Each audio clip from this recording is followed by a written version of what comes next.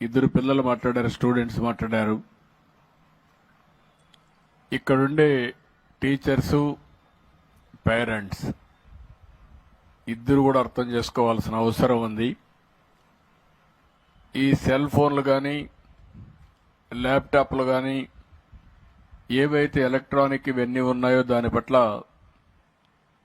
పిల్లలు కూడా జాగ్రత్తగా ఉండాలి. ఈరోజు సైబర్ నేరగాళ్లు చాలామంది తయారయిన తర్వాత మనం చూస్తే చాలా ఒకటి రెండు కాదు, ఏదో ఫ్రెండ్షిప్ చేసినట్టు చేయడం, మాయమాటలు చెప్పడం, మభ్య పెట్టడం, వాళ్ళ జీవితాలతో ఆడుకునే పరిస్థితికి వచ్చారు. స్నేహం అనే పేరు పెట్టి అక్కడి నుంచి వాళ్ళ జీవితాన్ని నాశనం చేసి అదే మరిగా అశ్లీలమైనటువంటి ఫోటోలు కూడా తీసి బ్లాక్మెయిల్ కూడా చేసే పరిస్థితికి వస్తున్నారు.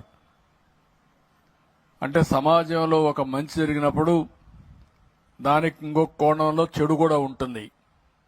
ఒక పక్క టెక్నాలజీ అవసరం, నిన్న కూడా నేను మాట్లాడాను, అది మన జీవితాలకి పెద్ద ఎత్తున మనం ఏదైతే అనుకుంటామో అది సాధించడానికి ఉపయోగపడుతుంది. అదే సమయంలో ఇలాంటి టెక్నాలజీ ఉపయోగించుకొని అవసరమైతే మన పేరుతో ఉండే మన డబ్బులు కూడా మన బ్యాంకులో దోచేసుకునే పరిస్థితులు కూడా వస్తున్నారు. ఒక్క నేరం కాదు, ఒక పక్క మోసం కూడా చేసి ఇంట్లో మనల్ని మిస్లీడ్ చేసే పరిస్థితి కూడా వస్తారు.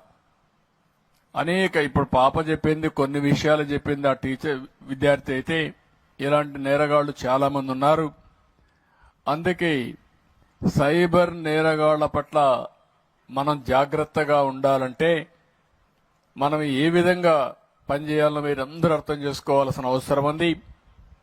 ఎప్పుడు కూడా ఒక మంచి గాని ఒక చెడు గాని రెండు కూడా మీరు చూస్తే 24 గంటలు ఫోన్ చూడడం కూడా ఒక వ్యసనం.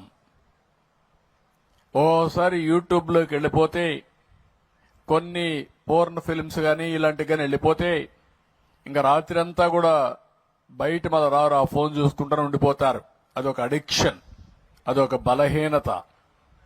అలాంటి సమయంలో ఇంకా పిల్లలు చదువుకునే పరిస్థితి కూడా ఉండదు, చాలా ఇబ్బందులు వస్తాయి.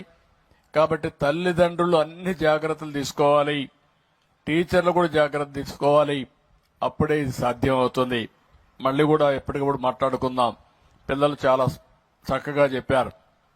రెండో విషయం చాలా గట్టిగా చెప్పాడు, డ్రగ్స్ వద్దు బ్రో. చాలా క్లియర్ గా చెప్పాడు, మీ దగ్గర కూడా అనిపించాడు. ఇప్పుడు ఈ డ్రగ్స్ అనేది కూడా మీరు ఒక్కసారి గుర్తుపెట్టుకోవాల్సింది, ఇదొక పెద్ద మత్తు, ఇదొక పెద్ద వ్యసనం. ఒకసారి ఆ వ్యసనంలో పడిపోయిన తర్వాత మళ్లీ తిరిగి మామూలు మనిషి కావడం చాలా కష్టం.